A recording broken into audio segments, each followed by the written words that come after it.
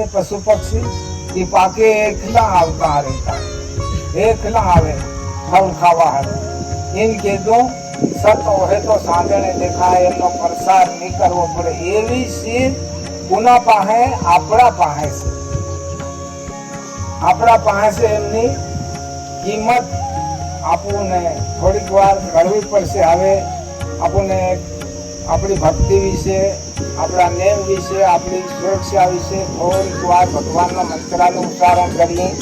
આંખ બંધ કરીને આપણું ધ્યાન આપણા મસ્તકમાં ફરી સત્સંગનો લાભ લેશે। ઓમ સોહમ ઓહમ સોહમ ઓમકાર ઓમ નમઃ શિવાય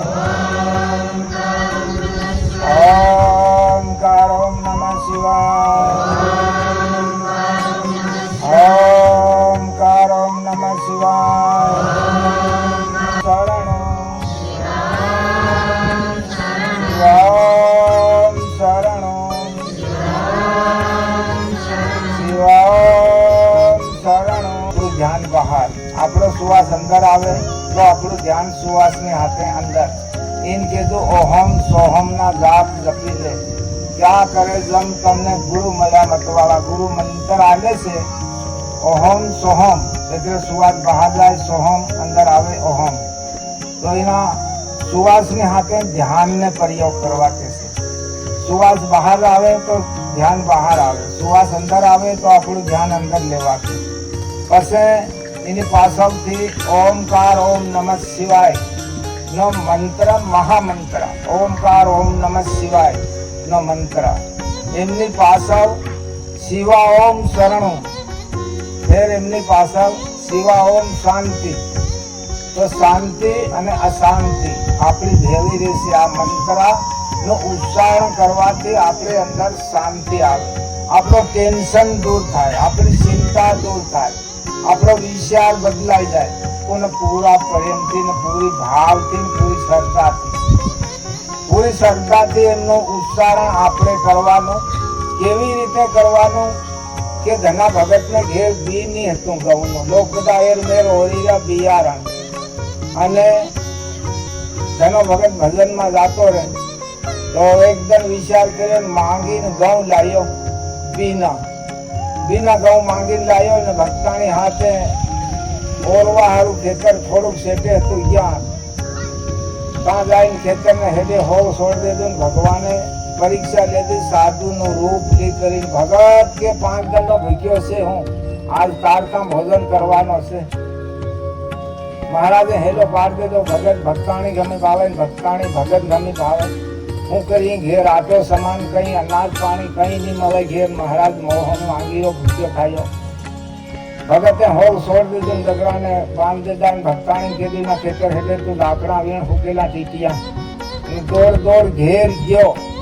ઘેર જઈને કપીલું લઈ આવ્યો ને ઠિયા કરીને ખેતરને હેડે ઘઉંની પાકવા મેલીને સળવીને મહારાજને ભોજન કરાવીને કરીને બોલી સાલીને રવાના થઈ ગયા। ભગવાન થોડા અટલ ગયા ને અંતર ધ્યાન થઈ ગયા।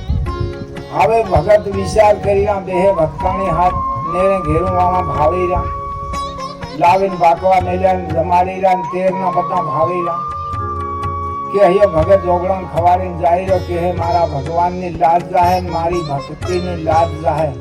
ટોપલું કાંખમાં હાથી લઈને કોટેડા ગમી ઉતર્યો, રેતીનું ટોપલું ભર લાવ્યો, ભર લાવીને ભક્તાણીને ખોઈ બંધારીને વસમાં સહાડો નાખી દે।